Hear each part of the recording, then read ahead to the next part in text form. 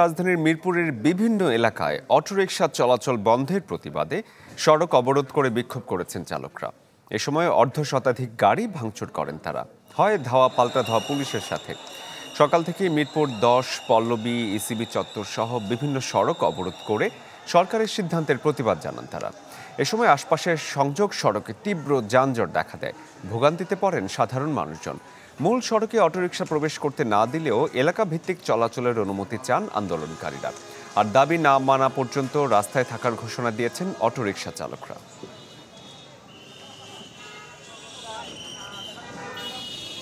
4 ঘন্টা দাঁড়িয়ে রয়েছে এখানে। এমপি সাহেব আসছে, আসার পরে গাড়ি বলে টান দিতে বলে টান দিছে, লগে গেলা তোলা ভেঙে দিছে। আমার টাকাটা কি প্রতিকার দিবে আমাকে? 2 সিটির মেয়র ওনাদেরকে বিশেষ করে অনুরোধ যেন আমাদেরকে এটা বৈধ করে দেওয়া হয়, যে কোনো সিস্টেমে আর কি। আর না হলে আমাদের আন্দোলনে এটা চলবে ভাই। যেহেতু মহামান্য হাইকোর্টের একটা নির্দেশ আছে, এটার বাইরে তো আমি যেতে পারবো না।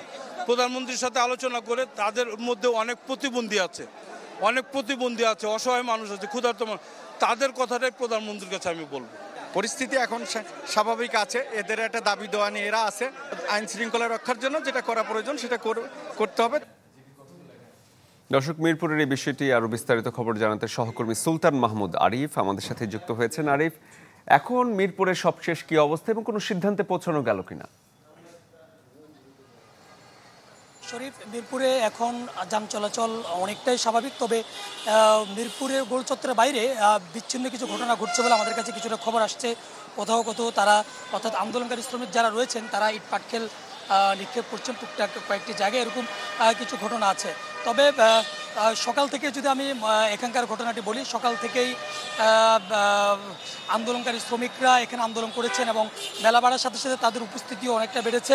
এবং সবশেষ বিকাল নাগাদ এখানকার স্থানীয় সংসদ সদস্য তিনি এসেছেন, তিনি আশ্বস্ত করেছেন তাদের সাথে সমঝোতার একটি পর্যায়ে গিয়ে পৌঁছানোর পরপরই যখনই এখানে যান চলাচল স্বাভাবিক করার প্রক্রিয়া চলমান ছিল, গাড়ি চলাচল করছিল, ঠিক তখনই এখানে পুলিশের সাথে ধাওয়া পাল্টা ধাওয়ার একটি ঘটনা ঘটে এবং প্রায় বেশ কয়েকটি গাড়িতে ভাঙচুর চালায়। এবং আপনি এখনও দেখতে পাচ্ছেন যে একটি গাড়ি আসছে, সেটির গ্লাস পুরোটাই আন্দোলনকারীরা ভেঙে দিয়েছেন। এবং তার পাশাপাশি এখানে যে যানজটে, তাদের আন্দোলনের কারণে যানজটে আটকে থাকা প্রায় অর্ধশতাধিক গাড়িতে তারা ভাঙচুর চালিয়েছেন এবং তাদেরকে পুলিশ ধাওয়া দিয়েছেন।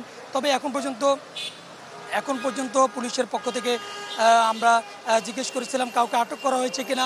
এই ভাঙচুরের ঘটনায়, ধাওয়া পাল্টা ধাওয়ার ঘটনায় এখন পর্যন্ত কাউকে আটকের খবর পাইনি। এবং পাশাপাশি বেশ কয়েকজন পুলিশ সদস্য আহত হয়েছেন বলে এখানকার ডিসি যিনি রয়েছেন তিনি জানিয়েছেন।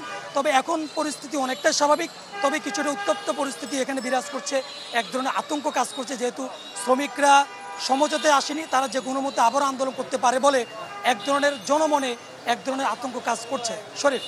আরিফ, ধন্যবাদ আপনাকে। দর্শক, মিরপুর থেকে সুলতান মাহমুদ আরিফ যোগ দিয়েছিলেন আমাদের সাথে।